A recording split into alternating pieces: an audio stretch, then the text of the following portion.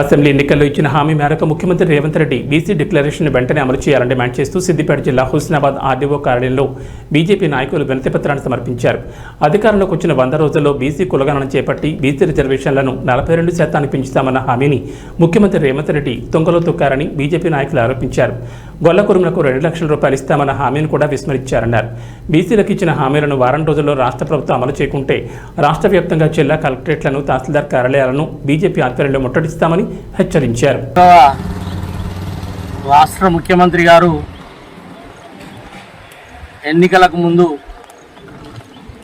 కామారెడ్డిలో నిర్వహించినటువంటి బీసీ సదస్సులో బీసీ డిక్లరేషన్ పేరుతోటి కులగణన నిర్వహించి బీసీలకు 42% రిజర్వేషన్ పెంచుతా అని చెప్పేసి మాట ఇచ్చి 100 రోజుల్లో హామీ నెరవేరుస్తా అని చెప్పిండ్రు.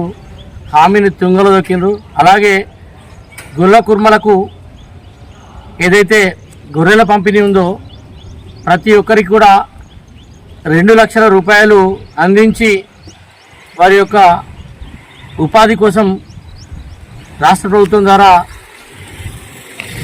ఆదుకుంటామని చెప్పి వాళ్ళను మోసం చేయడం జరిగింది. అలాగే మిగతా బీసీ కులాలకు, యువతకు ఉద్యోగాల్లో రిజర్వేషన్లు పెంచుతామని చెప్పేసి ఇచ్చినటువంటి మాటను గాలికి వదిలేసి 8 నెలలు గడుస్తున్నప్పటికీ ఈ రాష్ట్ర ప్రభుత్వం బీసీల పట్ల అశ్రద్ధ వహించడాన్ని నిరసిస్తూ ఈరోజు ఓబీసీ మోర్చా రాష్ట్ర శాఖ పిలుపు మేరకు భారతీయ జనతా పార్టీ హుస్నాబాద్ పట్టణ శాఖ ఆధ్వర్యంలో గౌరవ తహసీల్దార్ గారికి వినతి పత్రం సమర్పించడం జరిగింది. వారం రోజుల లోపల ఈ రాష్ట్ర ప్రభుత్వం ఏదైతే ఇచ్చిన హామీలు నెరవేర్చకపోతే భారతీయ జనతా పార్టీ ఓబీసీ మోర్చా ఆధ్వర్యంలో కలెక్టరేట్లను, అలాగే తహసీల్దార్ కార్యాలయాలను ముట్టడిస్తామని చెప్పి హెచ్చరిస్తూ ఉన్నాం. ఓబీసీ మోర్చా రాష్ట్ర శాఖ పిలుపు మేరకు రాష్ట్ర వ్యాప్తంగా కూడా అన్ని ఎంఆర్ఓ ఆఫీసుల ముందట నిరసన మరియు ఈ వినతి పత్రాలు ఇవ్వడం జరిగింది. అందులో భాగంగానే ఇవాళ హుస్నాబాద్లో వినతి పత్రం ఇవ్వడం జరిగింది. ఈరోజు రాష్ట్ర ప్రభుత్వము పూర్తిగా కూడా బీసీలను విస్మరిస్తూ ఎలక్షన్ల ముందు అనేక హామీలను ఇచ్చి ఇవాళ వాటన్నిటిని తుంగలో తొక్కి ఇవాళ ఓడెక్కేదాకా ఓడమల్లన్నా, ఓడెక్కినాక బూడమల్లన్నట్టుగా ఈ రాష్ట్ర ప్రభుత్వం వ్యవహరిస్తుంది.